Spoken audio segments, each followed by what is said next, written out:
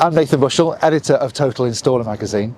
I've come to a beach in the southwest of England to interview Sam Webber, the sales director of UKO Group.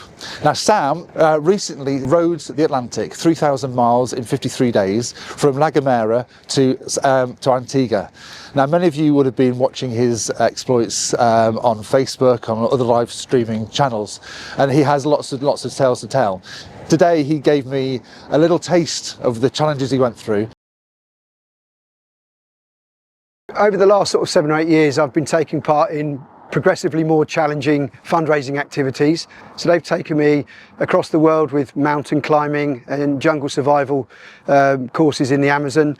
And then the next one was rowing across the Atlantic. So I had the privilege of being invited into a team in 2022. And the event happens every year. It's an annual event called the World's Toughest Row.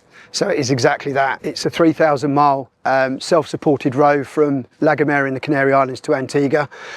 It will typically take a team of 4, which was the case of us, anything between sort of 40 and 45 days. It'll cost each team between 120 to 140,000 just to get to the start line with all your equipment and logistics and everything else like that. So even the fundraising becomes almost like a full-time job. So we started off on the 11th of December. From La Gomera.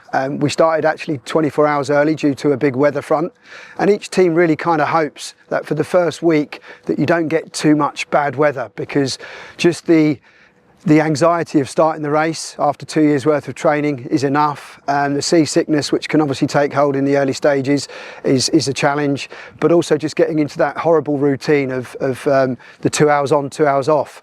So you'll have 12 shifts rowing every single day. We didn't have that luxury. The bad weather hit us from day one. By day 4, our particular team had a partial capsize. We snapped 2 carbon fibre oars, which is almost impossible to do, and we snapped a footplate. The waves at that time were anything between sort of 20 and 25, 30 foot, and they were just relentless, hour after hour, day after day. And then famously on day 9, we had our really dramatic capsize, which happened at 3:30 in the morning. What made it more dramatic is me and one of the other crew got chucked out of the boat. So if you can imagine, you've been hit by a 25, 30-foot wave in the middle of the night. You've just come out on your shift. You're a little bit groggy anyway. And then all of a sudden you find yourself hanging on the side of the boat with about 8.5 kilometres of sea below you, being smashed to pieces with waves. It was quite daunting and quite nerve-wracking. The next stage of that was me jumping back on the boat and trying to stabilise it, because the boats do self-right. But sadly, one of the cabin doors was left slightly open, so that particular cabin, which houses all of the marine electronics and all of our equipment, really got compromised. So the next stage was I was hanging out the other side of the boat trying to stabilise it, and at that stage was quite a sad time for me, because I didn't think we were going to actually make it. I thought that was where we were going to all drown, and so I said goodbye to my family, and I just was a bit disappointed that I wouldn't have had a chance to let them know that I was thinking about them in the last moments. And if you think about it for a moment, that's quite a low point to be in. We didn't die, obviously. We managed to survive and tell the tale, but the next 4 hours were spent in the cabin after we put the power anchor out until daylight. And then when daylight formed, we then saw the extent of all the damage and the carnage that particular storm had caused, and more importantly the collateral damage of having that cabin compromised. The amount of equipment we lost was huge and significant, and it changed the row from then on, and we still had 2,700 miles to go. So you had the psychological challenge now of the equipment failure, and then trying to put together a strategy on how we cope now, how we build ourselves back up mentally for the challenge ahead, which was probably the hardest time I think I've ever coped with in life. So we had a strategy in place. The first thing was providing a hot meal, something as simple as that, and then not focusing on the equipment that we'd lost, now trying to focus on the equipment that we had, and then just slowly build up for the next 2 hours. What can we achieve as a positive? The next 2 hours, the next 2 hours, until we're back on track. You must have had something positive to take away from that, though. What would be the most lasting, happiest memory for you following that trip? Every team has to write a mission statement, and ours was written in 2022.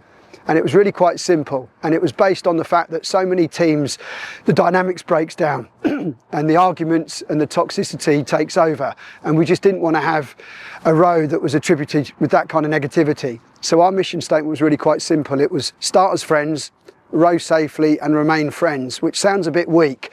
But if you mention that to any team that has crossed the Atlantic, it is such a poignant one and a really important one. So the greatest memory that I have is we finished the row safely. We got off in Antigua together. We were friends. We're friends now. And so as far as I'm concerned, it was mission accomplished. That is by far the greatest memory that I have. But obviously for me personally, getting over the capsize and building up on kind of the lowest reserves of mental capacity you could ever have was also kind of a personal one for me. You've just joined UKO Group as sales director since returning to the UK. How do you relate your challenges that you overcame during this trip, this row across the Atlantic, to your everyday life in business? It's absolutely 100% the correlation between preparing for an expedition of this magnitude and then actually carrying that out are so intrinsically linked with business. If me and you decided to set up a business now, we would have an idea on what we want to do.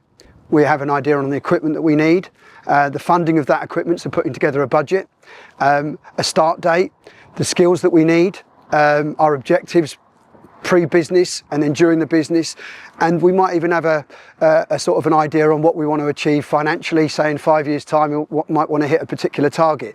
So the row is very similar to that. The journey between the start date and the finish date is going to be full of challenges. The correlation there is, on the boat you can't hide.